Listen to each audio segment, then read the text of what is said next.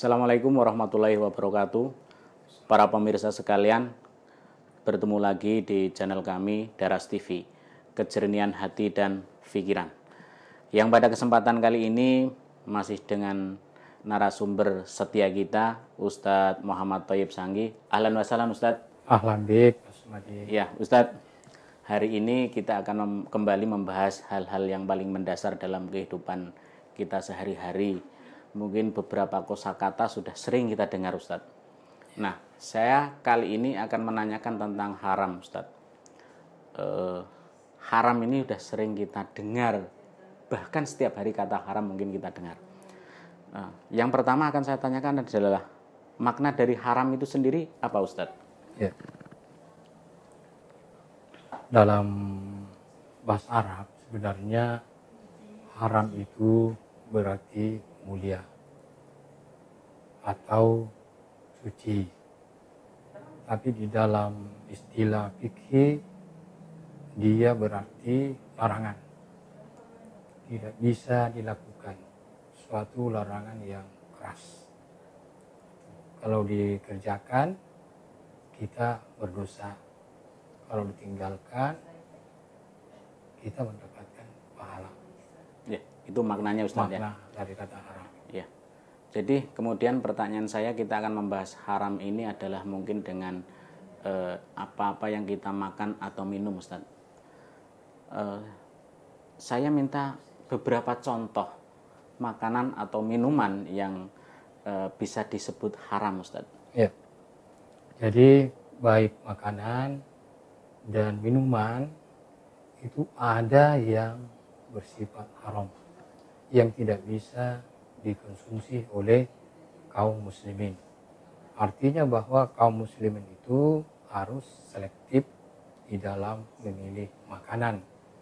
Jenis-jenis makanan yang haram itu seperti hewan yang memiliki taring, kuku yang tajam, ya, dan hewan-hewan seperti tikus, anjing, babi, darah, ini makanan-makanan yang haram. Minuman-minuman juga seperti itu, ada yang diharamkan oleh Allah SWT, seperti yang memabukkan, itu apa disebut dengan arak, atau istilahnya seperti narkoba, itu menjadi makanan yang haram untuk dikonsumsi bagi kaum muslimin. Nah, sehingga apa yang masuk dalam diri kita ini, dalam tubuh kita ini menjadi sesuatu yang akan menyehatkan, sesuatu yang akan memberikan sebuah ketenangan dalam spiritual. Itu tadi beberapa contoh yang masuk dalam kategori haram. Tapi sering juga kita dapati gini Ustaz, makanan itu tadinya halal, tapi kemudian bisa dihukumi haram. Tentu ada penyebabnya Ustaz. Ya. Penyebabnya apa saja itu Ustaz? Ya. Jadi memang ada makanan yang kita sebutkan tadi itu haram dari zatnya. Ada juga haram adalah dengan cara memperolehnya. Ada juga yang menjadi haram karena proses yang keluar dari syariat. Jadi misalnya makanan yang kita makan ini adalah hasil mencuri, kan haram. Prosesnya yang menjadi haram sehingga kita tidak bisa makan. Yang keluar dari syariat Islam itu adalah Allah SWT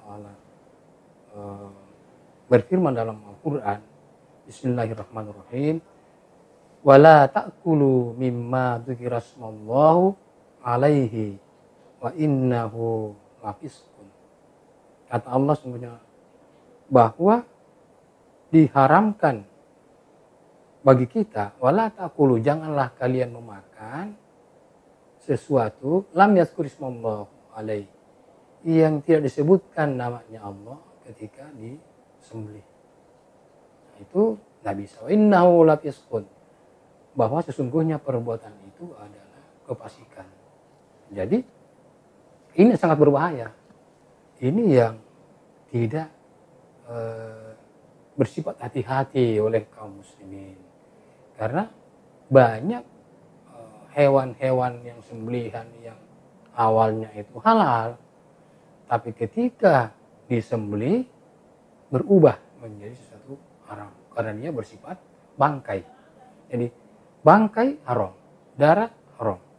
Nah, jadi setiap yang disembelih tidak ada yang menyebutkan nama Allah, Bismillah, maka itu menjadi bangkai. Nah, ini yang paling sulit dihindari, apalagi zaman sekarang kemajuan ini dibarengi juga dengan kemajuan produk-produk makanan yang bagus ya. Di dalam cita rasanya ini. Ada dulu makanan kita tidak tahu namanya apa, tiba-tiba muncul namanya begini. Nah, itulah yang sangat berbahaya. Allah merintahkan kepada kita itu, wa kulu mimma razaqakumullahu halalan thayyiban wattaqullah. Jadi kata Allah, makanlah kalian apa-apa yang diresihkan Allah kepada kalian. Nah, ini halalan thayyiban, yang halal. Thayyiban yang baik.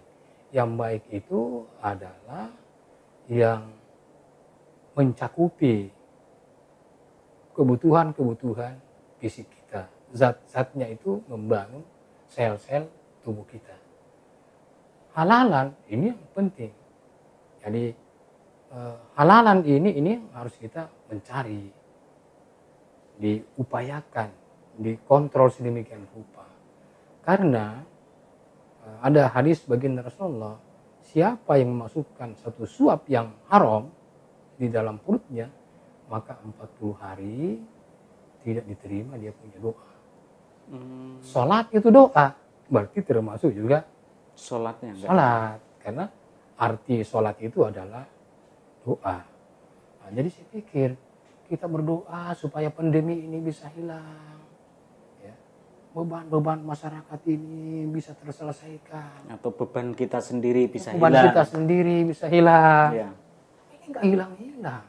Berarti doa kita ini hanya setinggi pohon kelapa saja. Kenapa? Karena ada yang haram-haram kita tidak selektif. Kita masukkan saja dengan cita rasa. Istilahnya itu kan sekarang pasar kuliner. Kan begitu rame ya. Ah, ini yang sulit. Jadi gini Ustadz, boleh dikata sesuatu yang haram ini bisa menghijab doa Ustadz ya? Bisa menghijab doa. Ya. Nah, jadi begini, ada sembelihan, misalnya orang menyembelih ayam ya, ketika disembelih baca Bismillah, Bismillahi sembelih. Tapi ketika dia selesai menyembelih, dia langsung dilemparkan ke tempat wadah air panas itu untuk mencabut bulunya. Padahal ini belum mati. Tak, ini haram. Jadi harus ditunggu sampai benar-benar mati. Harus yang matikan itu adalah sembelihan. Kalau tadi yang matikan adalah air panas. Atau biasanya orang di kampung nyembelih ayam. Biasanya orang kampung nyembelih ayam itu disembelih dilepas nih. Tiba-tiba ada motor, nggak lihat, tabrak, mati, haram. Ya, baru disembelih nih, sudah mati, haram. Atau habis disembelih, terus simpan di jalan, dia ngamuk, kapak sayapnya karena sakit, jatuh di got, ada airnya, mati di air. Jadi bukan air panas saja, air dingin, ya kecemplung ke situ, nggak bisa mati. Berarti yang mematikan itu adalah air got itu mematikan, bukan sembelihan, menjadi haram. Ya. Nah, inilah kata Allah ini, wa kulu mimma razaqakumullahu halalan. Ini makanannya baik, sesungguhnya zatnya, tapi karena proses di dalam penyembelihan ini yang tidak dipahami, bisa itu menjadi haram. Nah, saya pernah beli ayam sama keluarga itu, yang nggak usah disebut di pasar mana. Tapi ketika dia sembelih ayam itu, saya tanya, Mas, Baca bismillah nggak? Baca. Bagaimana bacanya? Di mulutmu ada rokok. Dalam hati. Haram. Harus diucapkan. Yudhkirasmallah. Lam yuzkarismullah. Jadi tidak disebutkan namanya Allah. Itu harus dilapaskan. Harus dilapaskan. Tidak boleh hanya di batin ya Ustaz ya. Ya, misalnya harus terucap ya. Harus terucap. Ini banyak yang tidak paham secara fikih. Sehingga sebagian kaum muslimin ini menganggap hal-hal ini sepele. Ini sepele ini. Padahal berat. Ada musafir di riwayat, ada musafir datang ke masjid Rasulullah. Dia berdoa dengan penuh kehusuan. Maka sahabat itu bertanya pada Rasulullah, ya Rasulullah, dia kelihatannya khusyuk, pasti doanya diterima oleh Allah. Apa kata baginda Rasulullah? Bagaimana bisa doanya diterima? Pakaiannya pakaian yang haram, makanannya makanan yang haram, diterima dia punya doa. Nah, inilah menjadi problema kehidupan sosial kita. Kenapa perkara-perkara sosial ini sulit untuk dicari jalan keluarnya dengan sebuah kekuatan doa. Padahal Rasulullah itu bersabda bahwa doa itu adalah senjata kaum muslim. Tapi ini kita senjata nggak bisa digunakan sebaik-baiknya. Ya karena mungkin jiwa kita. Nah, jadi pengaruhnya masih nih ya. Ya. Nah, pengaruhnya ini menyangkut masalah spiritual. Jadi karena orang-orang yang beriman, kita semua beriman, tidak bisa hanya dipikirkan masalah jasmaniah. Selain itu ada hal-hal yang bersifat ruhaniyah. Yang bersifat ruhaniyah inilah yang harus dikuatkan. Karena inilah nanti yang mempengaruhi jasmaniah. Jadi kalau unsur-unsur jiwa kita dalam penyempurnaan karena memelihara diri kita dari yang haram, mengambil yang halal, maka jiwa itu menjadi kuat. Kalau dia menjadi kuat, maka dialah yang mempengaruhi seluruh indera kita, seluruh tubuh kita untuk bergerak. Nah, itu jadi masuk ke wilayah otak kita, saraf-saraf kita. Ketika halal masuk, maka dia mempengaruhi. Ketika haram masuk, ya dia mempengaruhi. Maka ada kerendahan jiwa kita. Allah berkata, wa innahu lafiskun tadi itu. Ini adalah sesuatu yang pasif. Pasif itu artinya dia keluar dari ketaatan Allah dan Rasulnya. Sehingga dia tidak memiliki lagi sebuah kekuatan yang bersifat ruhaniyah, bersifat spiritual. Sehingga kehidupan seperti ini dia cepat diguncangkan oleh situasi. Tidak bisa mencari jalan keluar dengan doa-doa itu. Karena doa itu adalah sebuah kekuatan spiritual. Lanjut ayat itu berkata, wattaqullah, bertakwalah kepada Allah. Jadi sudah kita makan yang halal, yang thayyiban. Ini adalah sebuah proses menuju ketakwaan. Kata Allah, wattaqullah, bertakwalah kepada Allah. Itu alladzi wallahu alladzi antum bihi mu'min, yang engkau, yang kalian itu beriman kepadanya. Jadi itu menguatkan kekuatan iman kita ketika mengkonsumsi makanan-makanan yang halal dan mengeluarkan kita dari ketaatan ketika kita memakan yang haram. Kan ini bahayanya. Jadi perlunya kita menyadari dan melakukan taubat, istighfar kepada Allah, dan kita mesti berhati-hati untuk mengkonsumsi, memberikan asupan, ya konsumsi masuk, karena para penyembah perut itu tidak cocok dengan jalan spiritualisme. Nah, ini penyembah perut itu apa saja dimakan, apa saja dimakan. Ya, tidak tergantung kepada syariat, makan apa saja, tapi harus dengan memandang syariat, apa haram, nah ini atau makruh. Nah, itulah yang perlu diperhatikan semuanya di dalam kehidupan kita, dalam bersosial ini untuk membangun sebuah masyarakat. Ya, jadi pengaruh utamanya adalah untuk dari sisi spiritual ya Ustadz ya. Agar spiritual kita semakin membaik dan kemudian itu juga berefek kepada jasmani kita. Ketika memang kita mengkonsumsi sesuatu hal yang halal gitu. Jadi seperti sebuah pepatah zaman dulu sering kita dengar, mensana in corpore sano itu Ustadz ya. Ya. Tadi juga disebutkan bahwa haram ini karena dua hal, karena zatnya juga karena prosesnya. Terus kemudian kenapa sih kita harus mengkonsumsi sesuatu hal yang halal? Karena agar mempengaruhi spiritual kita menuju kepada tujuan akhir kita yaitu ilahiyah Ustadz, biar semakin sempurna gitu.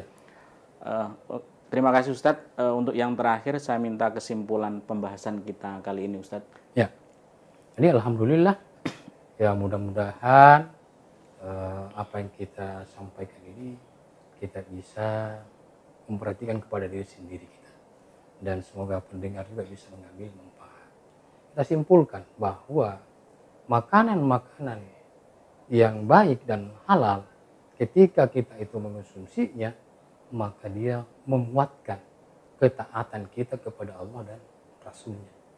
Jadi ketika kita terpelihara dalam hal-hal yang seperti itu, maka kita itu semakin kuat beribadah kepada Allah. Yang kedua, ketika kita mengonsumsi makanan yang halalan dan thayyiban, berarti dia akan memberikan sebuah kekuatan berpikir di dalam kejernihan. Nah, seperti semboyan kita di Daras TV ya. Jernih hati, jernih pikiran. Dan pikiran. Nah, jadi makanan halal itu adalah pintunya yang paling awal untuk menjernihkan hati dan pikiran kita. Nah, sehingga kalau ada kejernihan, maka segala sesuatu kita bisa memandangnya dengan pengaruh-pengaruh spiritualitas kita, pengaruh-pengaruh yang menguntungkan jiwa kita, sehingga kita tidak didesak-desak oleh nafsu kita untuk ingkar kepada Allah Subhanahu wa Ta'ala. Yang terakhir, bahwa mari kita semua memperhatikan makanan-makanan kita yang sesuai dengan hukum-hukum yang telah ditentukan oleh Allah dan Rasulnya, agar doa-doa kita atau perkara-perkara kehidupan kita dengan doa itu memiliki kekuatan untuk mencapai jalan keluar. Jadi kata Allah, berdoalah kepada aku, maka aku akan mengijabah doamu. Jadi tapi itu syaratnya itulah yang paling awal, maka kita harus membersihkan makanan-makanan kita dan minuman kita dari unsur-unsur yang haram. Saya kira cukup kesimpulannya itu Mas, ada 3 poin. Ya mudah-mudahan kita bisa mengambil manfaat. Yang berbicara tidak beruntung, yang mendengarkan juga tidak beruntung, yang beruntung adalah orang-orang yang mengamalkannya. Insyaallah kita niat untuk mengamalkan, insyaallah. Amin. Ya, terima kasih Ustadz, dan semoga kita semua di tengah pandemi ini selalu diberikan kekuatan dan kesehatan agar tetap bisa beribadah, berbuat sesuatu terhadap diri kita, terhadap keluarga kita, terhadap lingkungan kita. Dan teruslah berbuat baik, karena kebaikan itu butuh pelaku. Tetap simak channel kami Daras TV, kejernihan hati dan pikiran. Akhirul kalam, wassalamualaikum warahmatullahi wabarakatuh.